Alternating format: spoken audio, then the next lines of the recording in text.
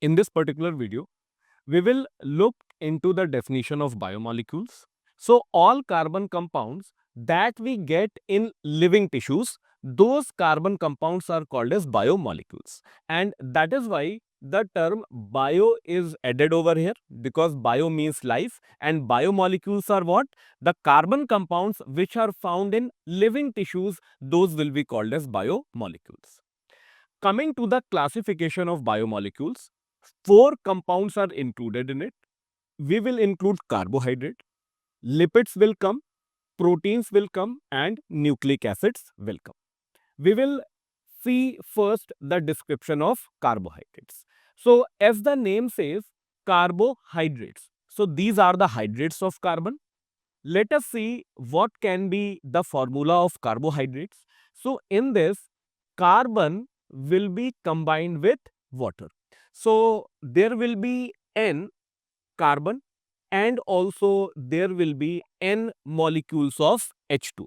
So, if we open this particular formula, then it will be Cn, H2n and On. So, this is the general formula of carbohydrates. If we look into the ratio of carbon, hydrogen and oxygen present in it, then the ratio of carbon, hydrogen and oxygen will be 1 is to 2 is to 1. So, by this particular formula, we can derive the general formula of most carbohydrates. Now, coming to the classification of carbohydrates, we classify into three parts. The first part is the monosaccharides, the second part is the oligosaccharides, and the third part is polysaccharide. In monosaccharides, as the name says, mono means one, so there will be one molecule which will be present. In oligosaccharides, monosaccharides will be linked. So, minimum there will be two monosaccharides which will be linked in oligosaccharides, and there can be up to 9 to 10 monosaccharides which will be linked, forming a small chain, and that chain is called as oligosaccharide. Coming to the examples of monosaccharides, first we will look into the monosaccharide which is called as pentose. Pentose will have 5 carbon. So, molecule will be 1, but number of carbons will be 5 in pentose and the number of carbon will be 6 in hexose.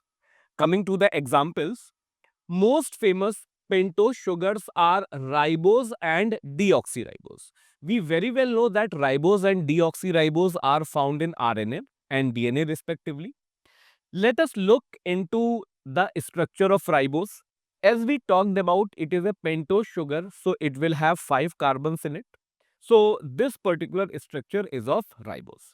If we look into the numbering of ribose, then the numbering starts from here. So, this is the first carbon, this is second carbon, this is third carbon, this is fourth carbon, and this is fifth carbon. So, that is how pentose sugar ribose is formed. If we look into the formula of ribose, so we will compare it with this. So, here number of carbon is 5. So, N will be 5 over here. So, carbon 5. Hydrogen will be 2N. So, it will be H10. Oxygen will again be N. So, it will be O5. So, this is the formula of ribose. The second example which we look are glucose and fructose of hexose. Out of these two, we look into the formula of glucose which is monosaccharide. So, here there will be 6 carbons.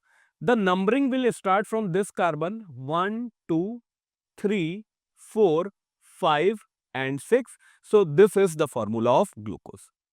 Let us write the formula. The number of carbons are 6. So, obviously number of hydrogen will be 12 and the number of oxygen will be 6. So, that is how we look into the structures of ribose as well as glucose. After monosaccharides, we come to the second part, that is the oligosaccharides. So, in oligosaccharides, monosaccharides will be linked and these will be linked by glycosidic bonds. So, name of bond will be glycosidic bond. Whenever glycosidic bond is formed, then one molecule of water H2 is eliminated. So, we can say that glycosidic bond is an example of dehydration condensation reaction. Now, Whenever this glycosidic bond is formed, then it will be formed between two carbon atoms of two adjacent monosaccharides. Most famous oligosaccharides are the disaccharides. Why do we call this as disaccharide? Because in this, two monosaccharides will be joined by one glycosidic bond.